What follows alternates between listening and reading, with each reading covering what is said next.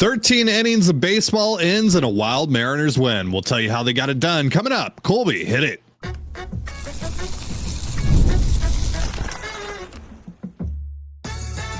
You are Locked On Mariners, your daily Seattle Mariners podcast. Part of the Locked On Podcast Network, your team every day.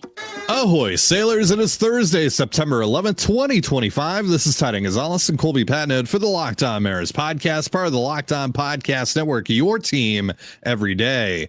This episode is brought to you by 5 Hour Energy. Enter for a chance to win a dream golf trip for two to any golf tournament in the USA. Visit 5hewin.com for full rules and entry. No purchase necessary. Excludes the Masters tournament ends October 31st, 2025.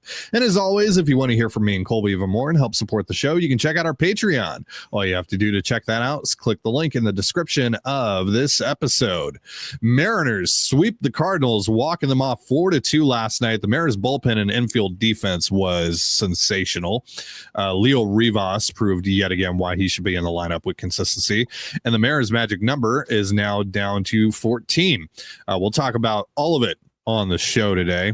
But Colby, if I asked you yesterday, what is the one thing that just absolutely cannot happen in this game? I would assume Logan Gilbert going 5 or fewer innings would be at the top of that list. But that's exactly what happened last night. Logan only goes 4 2/3 in a start that we have seen far too many times from him this season, where gets a bunch of whiffs, gets a bunch of strikeouts, limits the damage to only 1 run allowed, but that pitch count balloons. He gets into a lot of deep counts, loses some of those deep counts, either walking a guy or giving up a hit. And as a result, he can't go deep. And this was not a game, at least on the surface, where you felt like he could afford to do that in. Because entering the game, we weren't sure if Andres Munoz was going to be available, if Edward Bizardo was going to be available, and if Matt Brash was going to be available. Yeah. And sure enough, they didn't pitch in this game. So you have guys like Jose Castillo and Luke Jackson and Emerson Hancock throwing high leverage innings. Sure, that went well. And the Mariners bullpen goes 8 1/3. They basically threw a full game on their own. They only give up 2 hits. They walk no one. They strike out 6. And the only run they give up is the automatic runner there in the 11th inning. Crazy. I still can't believe that actually happened. I'm not sure that it did. It was very late last night. I might have fallen asleep and just dreamt that. Yeah, probably not. I think that probably happened because we all had the same dream, if not else. Yeah, crazy situation. You know, really a funny game all around because you needed your stars to step up yesterday. We talked about it. You need Logan to go 7. You need the offense to score 10. Like, one of those things has to happen. Neither of them even came close to happening. Julio failed multiple times at the plate. Gino failed multiple times at the plate. Naylor failed multiple times at the plate. Yeah. They didn't even give Cal a shot, which, by the way, 100% the right decision on their part. Yeah. And Randy failed a couple of times as well. Like, all of your stars had multiple opportunities to win this game for you, and they all failed. And the stars in your bullpen, they very clearly didn't want to use them yesterday. Kind of understandable. Also kind of like, like, this is what you got to win. You got to win. Texas won, Houston won. You kind of have to win. So yeah, just a very weird game all around. And of course it's the afterthoughts that come up and clutch out a win for you. It's not Munoz and Brash. It's not, a Rosarena and Julio. No, it's Leo Rivas and it's Emerson Hancock and it's Luke Jackson. How many of you guys remembered Luke Jackson was on the team before yesterday? Yeah, put your hands down, you liars.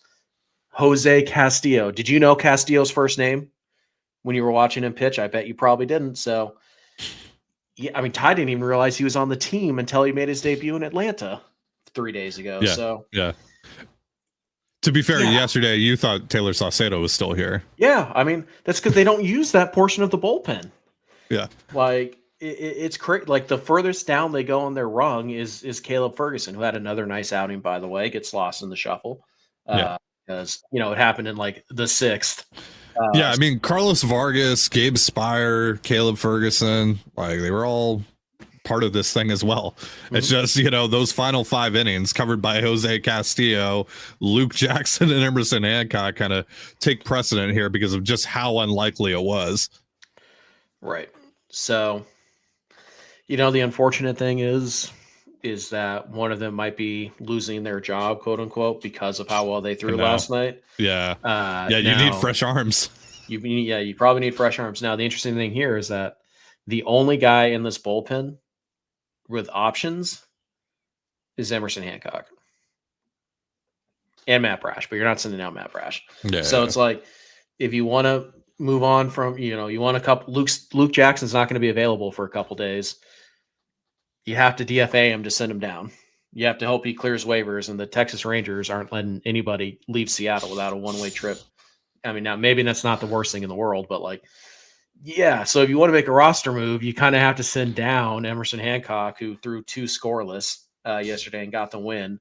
In relief, you'd have to send him down for 10 days before you call him back up. So you're kind of in this weird situation with the roster. We'll see how they handle it. But yeah, those guys they came up huge last night. And they might not have to make a move because they should have Bizzardo. You should have Munoz. They should have Brash. Spire, Ferguson have each pitched each of the last 2 days, I think. So they're probably not available. Vargas is probably okay. Castillo should be okay. Castillo should be fine. Maybe Hancock. Maybe Jackson is definitely not. So we'll see if they do make a roster move today. But yeah, those guys, they threw the ball very well. They were aggressive in the strike zone. And yeah, it helps that they weren't exactly facing a murderer's row of an offense because that, and also they got some big help from their defense. We'll talk about that in a second, but what were you going to say?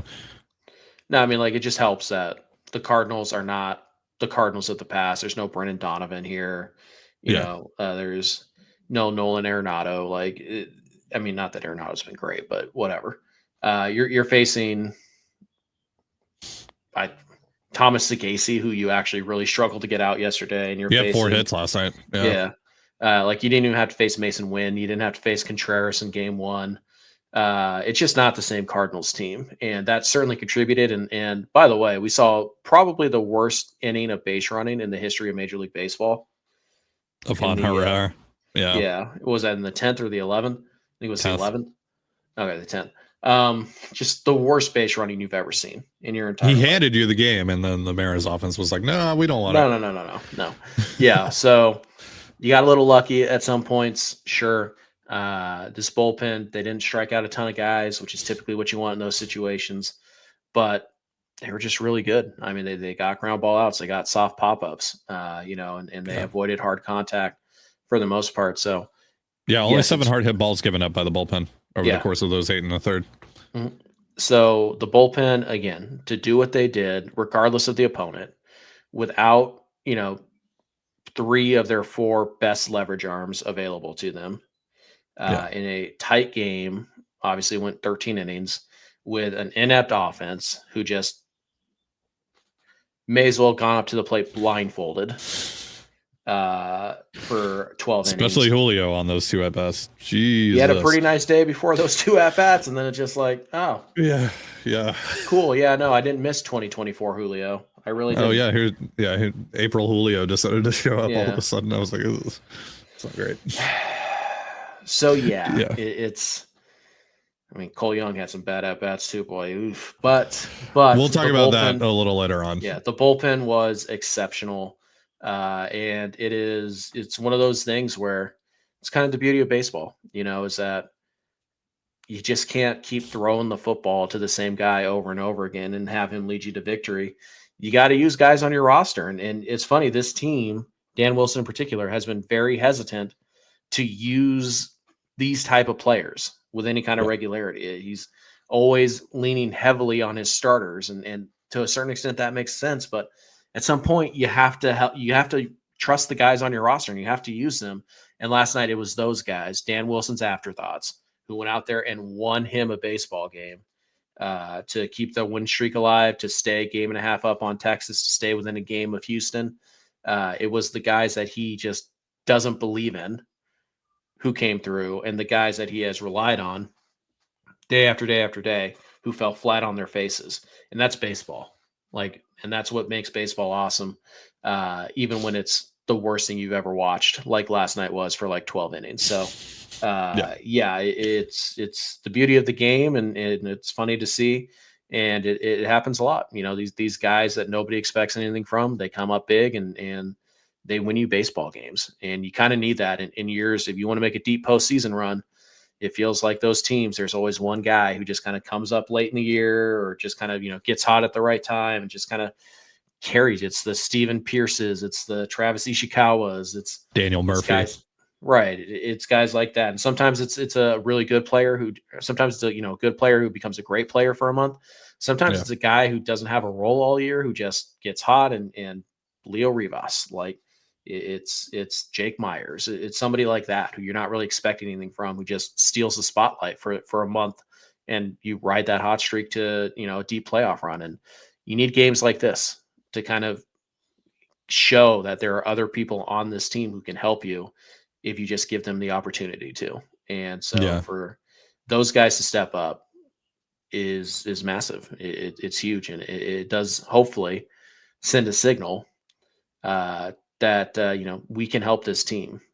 We can be a part of the solution for one night at least. It was the other guys who stepped up and won you a baseball game in the middle of a pennant race, and that is always cool. With heartbreaking losses, it's common to say, hey, if they miss the playoffs, look at that game, right? Mm-hmm. This is a game where if they win the division, look at this game. So I want to give some love to the Mariners infield defense, and then we'll talk about Leo Rivas, his big swing last night, and why he should be playing more in just a moment. But first, a reminder, this episode of the Locked On Mariners podcast is brought to you by both 5 Hour Energy and FanDuel. All right, folks, it's time to fuel up and turn it up with 5 Hour Energy Transfusion. This grape, ginger, and lime flavored shot brings the iconic taste of a golf course favorite to a non-alcoholic boost. Perfect for sinking birdies or making great memories with friends. It's a hole-in-one for your energy game. Whether you're out on the course or just need a little extra push to power you through your day, 5 Hour Energy Transfusion delivers the clubhouse flavor you love without ever leaving the green. In golf, is all about good times with good people and good flavors. The grape, ginger, lime flavor 5 Hour Energy Transfusion gives you the best parts of your clubhouse go-to without leaving the course or chasing down the bev cart. And now you can amp up the fun even more. Just buy, snap, and enter for a chance to win a dream golf trip for 2 to any golf tournament in the USA. Tee up that trip. Visit 5hewin.com for full rules and entry. No purchase necessary. Excludes the Masters tournament. Ends October 31st, 2025. The NFL season is here, and FanDuel is making sure you're ready for kickoff with a can't-miss offer. Right now, new customers can bet just $5, and if your bet wins, you'll get $300 in bonus bets to use across the app. FanDuel makes every game more exciting, whether you're watching your team or just keeping an eye on your fantasy lineup. It's quick, easy, and the best way to add a little more energy to Sundays. So, are you ready to play? Download the FanDuel app now by visiting FanDuel.com to get started. That's FanDuel.com to place your first $5 bet. And you're listening to the Locked On Mariners podcast. For instant reactions following every Mariners game, be sure to tune in to the Mariners postcast with Anderson Hurst and Christopher Crawford, available on both the Locked On Mariners YouTube and podcast feeds. So again, the Mariners bullpen was sensational last night, but not without the help of some stellar infield defense. Gino Suarez made a couple of big plays. JP obviously had that big diving stop. Josh Naylor, I thought, had a fantastic game at first base, like an incredible game at first base. And I don't think anyone's really going to be talking about that aspect of it. Once again, like Josh Naylor, incredibly smart baseball player. The way that his footwork over at first base is elite. His awareness, his ability to protect himself and the runner, It's just so impressive. And that showed up in a big way last night. I mean, JP had some wild throws, and not only was Josh able to snag those balls, he's also able to keep his foot on the bag as well. Josh Naylor was fantastic last night at first base. Yeah, I mean, it doesn't always show up, and defensive metrics for first basemen are terrible. Like they don't really factor. I mean, we watch Evan White for a year, arguably the best defensive first baseman we've ever seen, and he had negative run value by Fangraphs defensive scores, and Matt Olson's elite over there, and he has negative run values a lot of the time. So don't look at defensive value when it comes to first baseman. You have to watch the game. And obviously Naylor had a big night, a big play the night before as well, and then all the scoops he made here in this game, and it just got to the point where I was like yelling, like, can somebody just hit him in the chest? Like, for the love of God, this guy's going to pull a hammy or something, stretching for these baseballs. JP tested him several times over yesterday. So, he made the one nice big play. But it was not a good night overall defensively for JP. But obviously he made the big play that he needed to. And Gino had a great night as well. The reaction time, the range for Gino, not what it used to be, but he could still pick it a little bit over there. And Naylor's there to clean it all up. It's interesting. One of the Mariners have had pretty good first base defense over the years. Ty France pretty good over there. Evan White, obviously, like the best we've ever seen, even if it was for only a short period of time. And now Naylor. But the thing I like about Naylor is we talked about this. The play he made yesterday, where he didn't tag the runner, he didn't tag Contreras, and they didn't Monday. Monday. I think that's still a Tuesday. Good play. It was Tuesday. Yeah, I think whatever. I still think that's a good play, even though he didn't tag him, because Naylor understands I need to come off the bag. I need to protect myself a little bit, because that's the exact play that messed up Ty France's elbow and may have altered the trajectory of his entire career. Is that play, going for that ball and trying to stay anchored on first base and make the tag at the same time. And Naylor just says, no, I'm going to protect myself here. If I happen to tag him, fine. But if I don't, I'm not going to lock my arm in and have him run straight into it. Like you said, his footwork around the bag, knowing how to protect himself and the runner, knowing when to, go for a ball and, between first and second, and knowing when to just stay put and cover your base. Yeah. These are all little things that don't really show up when we talk about first base defense. And we don't spend a lot of time talking about first base defense because objectively it is the least important defensive position on the entire field. It just is.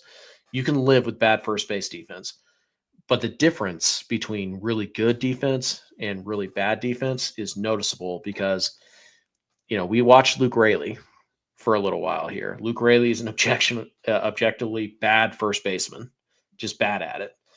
And Josh Naylor is pretty good at it. I don't even think Josh Naylor is elite at first base, but he had himself a great game last night, and he shows he's more than capable there, and he understands the position. And that's one of the more important things. All the intricacies, all the nuances, he understands it. And it makes a big difference in situations like yesterday, where, again, he picks up JP a couple times. Like JP and Gino, they had great range yesterday, and they got some balls that we didn't think they could.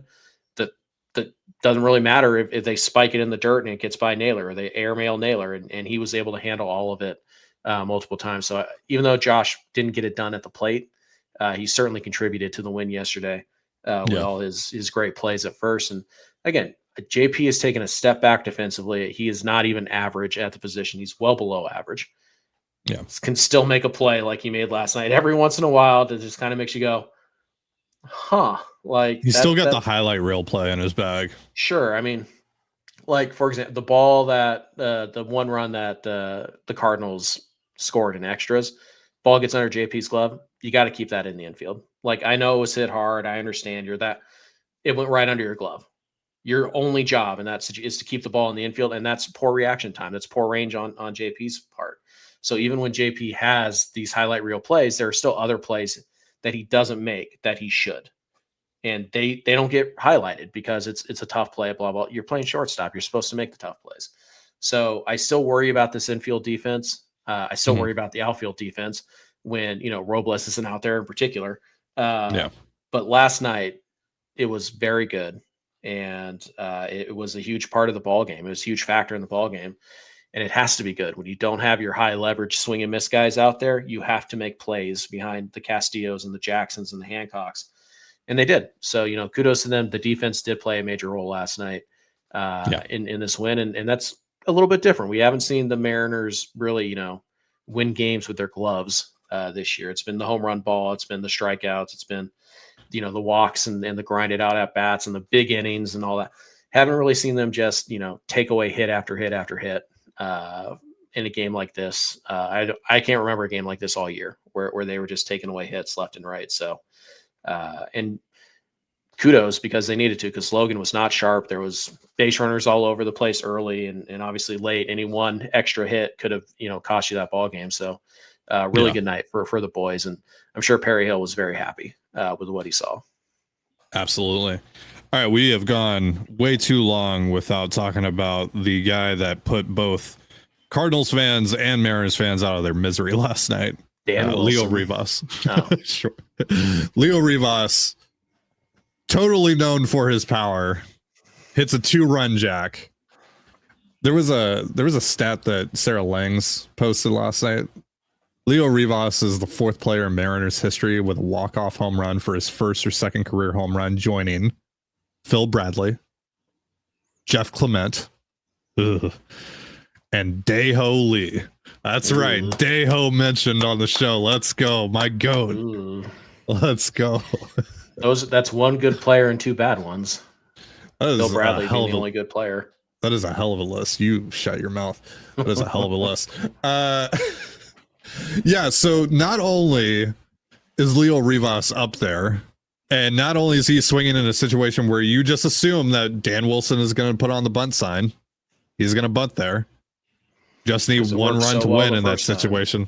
Yeah. And the second time. He's up there first pitch swinging, and he goes, yeah. Crazy. Leo Rivas needs to play more. I don't know why he wasn't on this team for most of the year. I do not get it. And now look, sometimes you're going to have Polo play second and Mitch Garver's going to DH against lefties and you want to try and get Dom Canzone and Luke Raley in there. Fine. But Leo Rivas should probably be getting most, if not all of the at-bats that Cole Young is getting right now. Because Cole Young had a 3-hit night on August 15th against the Mets. Since then, he has 2 hits. And he was awful last night. And that's aside from the awful bunt attempt that he had. He was just really bad last night. I mean, you just shouldn't be asked to bunt. He's not good at it. Like that more than anything is the most annoying part of that decision. Including that 3-hit game. Since August 15th, Cole Young is slashing 106, 218, 213. Yeah. Leo Rivas should play over him. Yeah. I mean, honestly, you want to give Cole Young a game or two here and there down the stretch, fine. Leo Rivas should play shortstop on those days. He's a better defender than JP anyways. I would send Cole Young back down. Call up Williamson. That part doesn't really matter. Just get Cole Young some consistent playing time while you still can, while the Rainiers are still playing. Sure. Call him back up after that. Yeah. But yeah, Williamson, Mastroboni, whatever. Doesn't matter. Taylor, whatever. Yeah. That's what I would do. Sure. Yesterday, both Rivas and Victor Robles were on the bench. I don't think that can happen. There's a different energy when one or both of those guys is in the lineup. There's and Robles hasn't been very good, like really this year at all. Granted, it's extenuating circumstances, but there's just an energy. There's a different. There's just something different that they bring to the game that really you can't get from Canzone or Cole Young or any of those guys right now. And that's not to say those guys haven't helped. Certainly they have, but you got to start going with the hot hand here. You got to start playing your best players. And right now, Leo Rivas is definitely better than Cole Young, and he's probably better than JP Crawford. Yeah, it really is just a different energy with those guys. And right now, it's not like Dom Canzone's hitting much to justify his spot in the lineup. He had a good night last night, but yeah. Yeah. But in general, Canzone, by Burleson and left. It was funny. Yeah. Terrible route. Just makes a leaping jump at the last second and catches the ball. Wow, what a play. It's like, nope. Yeah, he had the sack fly. He had the hard hit ball that Burleson caught. Yeah, so it was a solid night for Canzone, but still, like, he has regressed. Mm-hmm. I don't know if he's necessarily fallen off. I wouldn't go that far, but he's definitely regressed.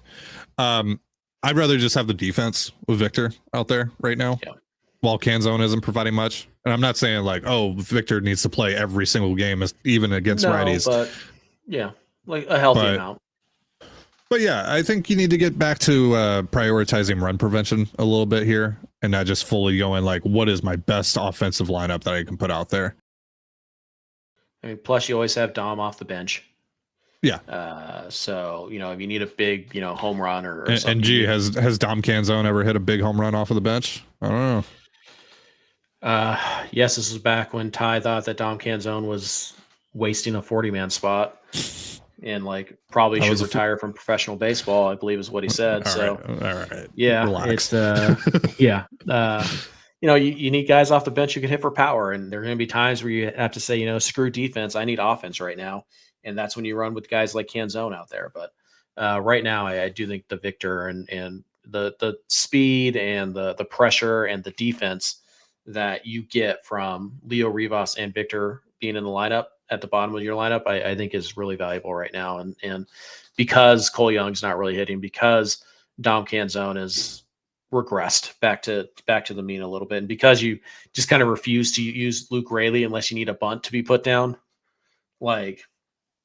You probably should just stick with the energy guys at the bottom who can put the ball in play and run like heck and give you really good defense. So again, the Mariners' magic number is now down to 14 with the win last night. We'll tell you how that can go down even further tonight, and tell you about some other things to keep an eye out for on the out-of-town scoreboard in just a moment. But first, a reminder, this episode of the Locked On Mariners podcast is brought to you by Nutrafol. You've probably seen a million ads for hair growth products and thought, yeah, sure, like that actually works. And I don't blame you, because there are so many products out there, and it is so hard to know which ones are actually going to do anything. That's why you should give Nutrafol a closer look. Nutrafol is the #1 dermatologist recommended hair growth supplement brand, trusted by over 1.5 million people. And it's not just hype. This is a supplement clinically tested that targets the root causes of thinning and shedding with a proactive approach. See thicker, stronger hair with less shedding in just 3 to 6 months with Nutrafol. And for a limited time, Nutrafol is offering Locked On Mariners listeners $10 off your first month subscription and free shipping when you go to Nutrafol.com and enter the promo code LOCKEDONMLB. That's Nutrafol.com, promo code LOCKEDONMLB. And you're listening to the Locked On Mariners podcast. So the Mariners' magic number now is down to 14 for them to clinch a spot in the playoffs. The Rangers do not play tonight. They begin a 3-game series against the Mets, who are also fighting for their playoff lives right now, starting tomorrow in Queens. So the magic number can only go down to 13 with a Mariners win tonight. But there are some other things to watch out for on the out-of-town scoreboard. The Astros, by the time that you're watching this, are going to be wrapping up their series with the Blue Jays in Toronto. Obviously, if they lose that game, that would then provide the Mariners with an opportunity tonight to tie them at the top of the AL West standings with a win. Also, kind of quietly over the last few days with the Mariners' 5-game win streak, they've picked up quite a bit of ground on the Yankees and Red Sox. They're 2.5 back of those teams now for the second and first wild card spots. The Tigers are looking for a sweep of the Yankees, so the Mariners could potentially get within a game and a half of the Yankees. Also, if the Mariners win tonight, that would put the Rangers 2 back of them, which would essentially be 3 back because of the tiebreaker. So that would also be pretty nice to accomplish tonight. And if not, if they lose tonight, then that goes to 1 game back, and which is essentially 2 games back. Yep. So pretty much a game difference depending on what the Mariners do tonight. So pretty significant swing. Lastly, Royals and Guardians are wrapping up their series tonight. Doesn't really matter who wins that game. I would root for the Guardians just because, again, the Guardians, you have the tiebreaker over, and the Royals are 4 back now, and they could potentially be 5 back if you win tonight and they lose. So, right. Plus the Royals they won their game in the series already. So, you know, Cleveland's only going to pick up 2 games total ahead of them. So, yeah, I mean, if you win tonight, there's not a bad result there. If you lose tonight, you know, then you're probably rooting for still probably Cleveland, honestly. So yeah, it's a bit of a kind of a, you know, not really. If you win, there's no bad night on the out of town scoreboard, and that's just pretty much universally true. If you lose tonight, you know, you're rooting for Toronto, obviously, and I think you're still, no matter what, rooting for Cleveland, just because, again, you have that tiebreaker, like that's secured. And if you can push Kansas City closer to 500 before you go down there, you might encounter them where, you know, they might be 6 games back, and that series really not all that important in terms of, you know, them chasing you. It still would be important for Texas and Houston, all that, but yeah. So, you know, it's you'd like to say, well, they're playing the Angels, they have a good chance to win this series, but we know better. We know better. So we'll see what happens. Obviously, Soriano's big stuff. So the effort from the offense last night doesn't fill me with a lot of hope in this pitching matchup. And it's Miller and Castillo starting game 1 and 2. The Angels are always pesky and annoying, especially against you. So we'll see. I mean, the bullpen is not 100%. It should be okay, but it's not 100%. You can't really count on Bryce to go 6 innings with any regularity. I mean, you kind of can't count on Castillo to go 6 right now. So, you know, last night's win might have come with a cost. We'll see. Hopefully not. Hopefully the Mariners can get their 6th victory in a row and gain even more ground on the teams chasing them. But this is not a rollover series for the Angels. We know the Angels play the Mariners extremely well, and Seattle will have to bring it. They'll have to play much better than they did yesterday if they want to win this series. You know, splitting the series, not bad, depending on what happens on that out of town scoreboard. But just keep winning games. Keep on lowering that magic number yourself. And then hopefully you can get to a point where you go into that Houston series and you feel really good about where you're at wild card wise, and you can focus on just trying to take that division. But who knows? I mean, we're still a week away from the start of that series, a week and a day. So just got to focus on tonight. Soriano, again, big stuff. We'll leave some stuff in the middle of the plate, though. So better take advantage. Can't miss cookies like you did last night against McGreevy. But absolutely. All right. That is going to do it for us. Thank you so much for joining us here on the Locked On Mariners podcast. For Colby Patnode, I'm Titan Gonzalez. Be sure to give us a follow on Twitter at @LO_Mariners. You can follow me at Titan Gonzalez and Colby at CPAT11. That's CPAT11. We're also on Blue Sky. You can follow me at TDG, Colby at MLB Colby, and the show at Locked On Mariners. You can also find us on Instagram at Locked On Mariners. Have yourself a beautiful baseball day, and we'll see you next time. Peace.